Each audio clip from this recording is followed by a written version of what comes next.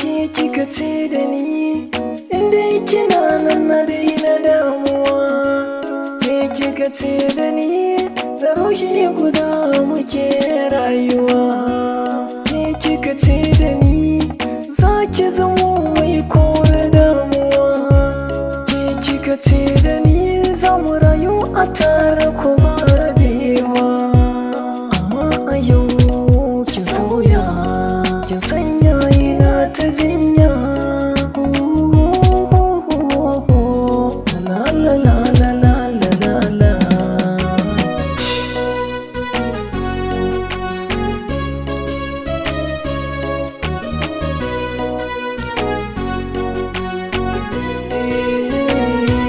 Kin sani kuka da ido, hawaye na yana ta sauka. Na rasa gane dalilin da ya sanya yau kike guduna.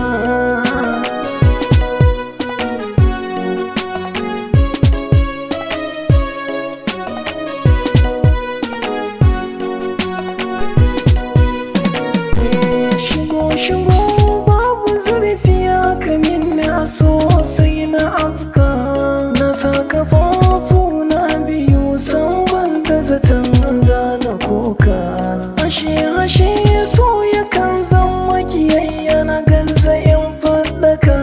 Kullum ina ta yin bulayi ga zuci na ta min caccaka.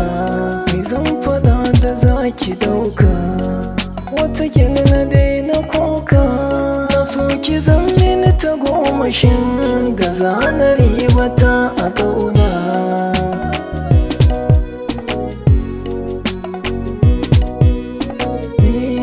Tallafi na gaugawa na zo da hanzari don ki bani. Na taho ina kuka a dare rana na rasa sukuni. Kaunar da ke tsakaninmu in na tuna ke sani rudani. San ko da wasa wani kawo warai cewa za ki bar ni. Kin bakin hali mai muni, kin sanya zuci ta yi rauni. Sai da na yi zurfi a soke ka bijiro min da cin amana.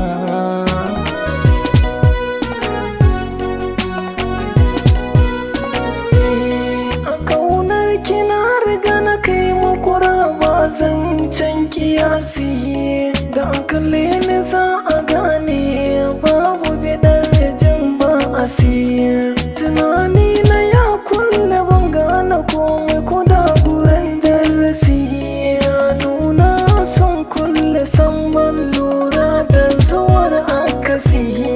Zama kamar mara sisi, kullum ina ta wasu wasi. Rasa samun gwaikira da wanda za ya bana zauna.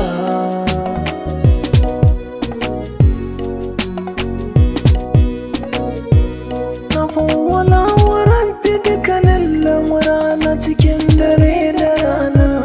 Na san da duk abin da ya faru yana gani da ji a gona. Ka dube ni duba mafi kyawu a dukkan rayuwana. Sannan kamin katanga da duk wata kunci da za ta zo gurina. Tsare ni dukkacin amana, kar na yi karayo a gona. In zamo cikin wadata da an ganni kar tsaya ta nuna.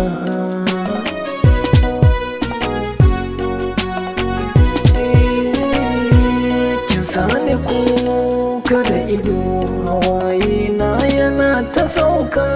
Na rasa gane